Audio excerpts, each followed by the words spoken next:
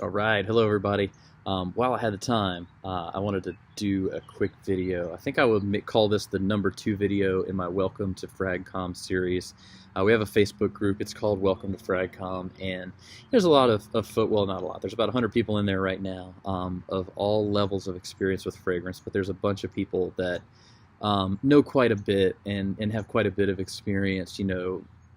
With everything from designer to niche fragrances to clones and everything in between. So it's an awesome group to be a part of. I will link it in the description and encourage you to join the group, particularly if you're new.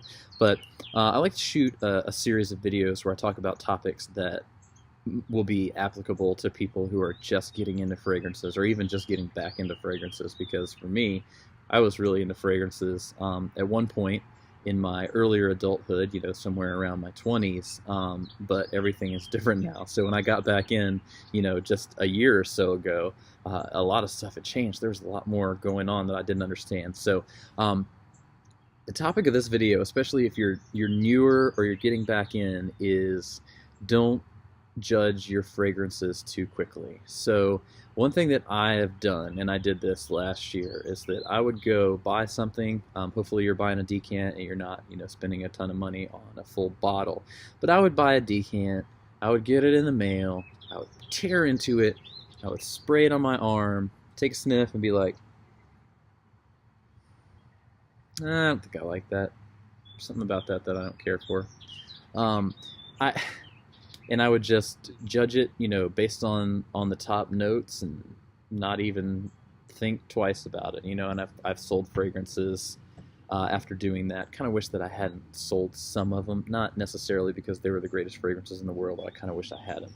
And I have decants of 3 fragrances that I changed my mind on, whether it was pretty rapidly or over the course of time. So the first one.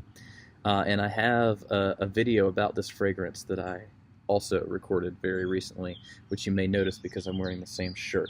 But maybe I shouldn't be telling people that. But I don't know. But I just did. So anyway, I recorded those videos back to back. That being said, Cocobello. So I got this, was expecting some kind of crazy, beachy, sweet, bright, sunshiny fragrance. And this one was a little bit green, and it wasn't that. And I wasn't that enthusiastic when I first smelled it. So I sort of set it aside.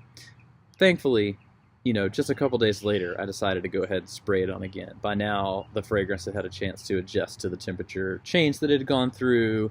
It had settled down in the bottle a little bit. Again, not that it needs to macerate like for a long period of time, but it changed. And you know what? It's starting to rain.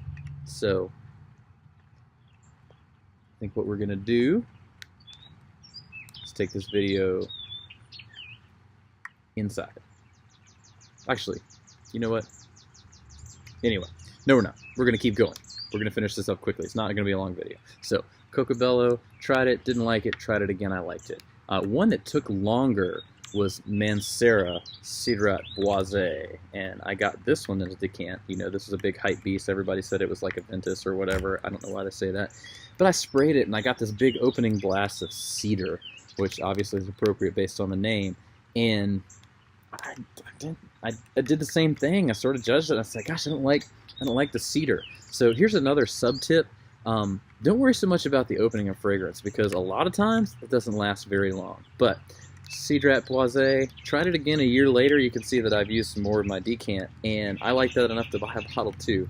So that was one. The third one that we're going to talk about before it super pours down on me is one of the biggest hype monsters in the community.